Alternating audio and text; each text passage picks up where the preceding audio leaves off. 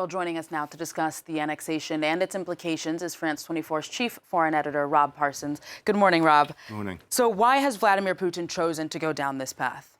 Well, we need to get into Vladimir Putin's head, really, to get the answer to that. But, there are a number of things I think that are worth thinking about here. All along he has said that, the operation in Donbass was to prevent a genocide of Russians in Donbass by the Ukrainians and for the denazification of the region. Absolute spurious nonsense. The whole world has known, anybody who's been to the area knows that nothing of the kind was happening. So for him, it's in a way, it's a sort of self-justification. This is what we set out to do. This is what we've achieved.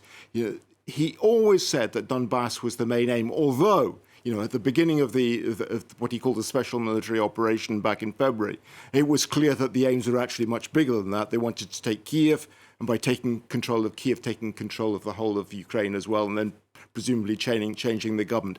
They've had to back away from that. They're now facing a counteroffensive, successful counteroffensive by the Ukrainians.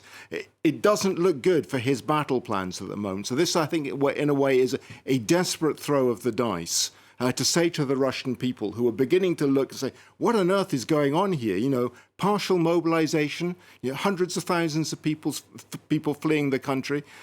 What on earth is happening? What is our government doing? It's his way of saying, look, we've got a victory. Look, we're annexing these four Ukrainian regions in Donbass, Donetsk and Luhansk and Zaporizhia and Kherson provinces to the south. That's what this is about. That's our achievement. That may be part of it. Another reason, I think, is he's trying to lay down a marker to the Ukrainians and to the West, who've been pressing harder, with giving more weapons to the Ukrainians. Now that these four regions are going to be part of Russia after the signing this afternoon, any attack on them is an attack on Russian territory.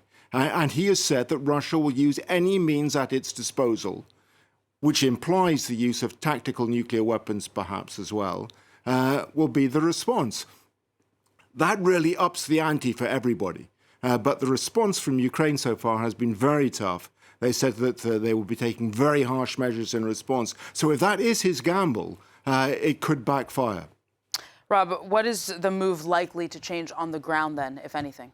Well, on the ground, it doesn't change an awful lot just at this stage, although the map it appears to be the big goal, obviously, of the Russians. If they succeed in fully occupying these four regions of Ukraine, that is 15% of Ukrainian territory. So for the Ukrainians, that is a very significant loss indeed, would be a very big change. But it has to be said that the fighting is still going on. The Russians occupy about 90% of Luhansk province, but only 60% of Donetsk. Fighting is continuing in Zaporizhia.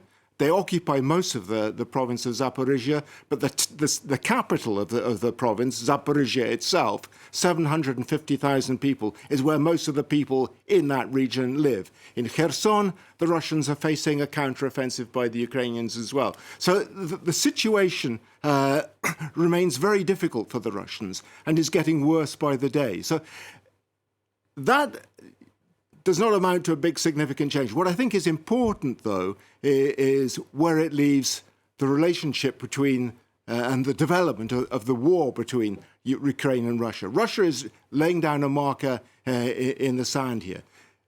It is saying, from now on, if this war continues, this will be an attack against Russian territory. It's upping the ante in a way that nobody can ignore. But neither can the West or Ukraine back off. Russia, I think, is taking an enormous gamble with this. It could push not just Ukraine into this conflict, but the rest of the world as well. Well, while President Putin is signing the documents to incorporate those four regions of Ukraine, his army looks to be on the brink of yet another serious defeat. Tell us more about that.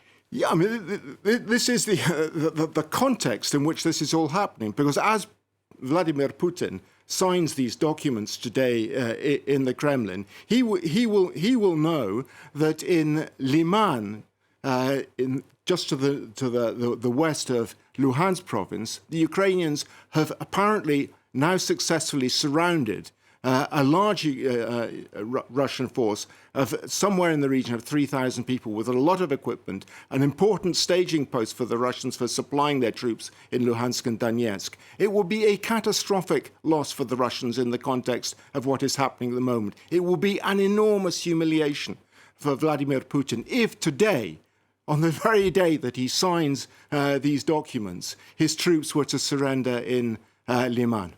Rob Parsons, thank you very much.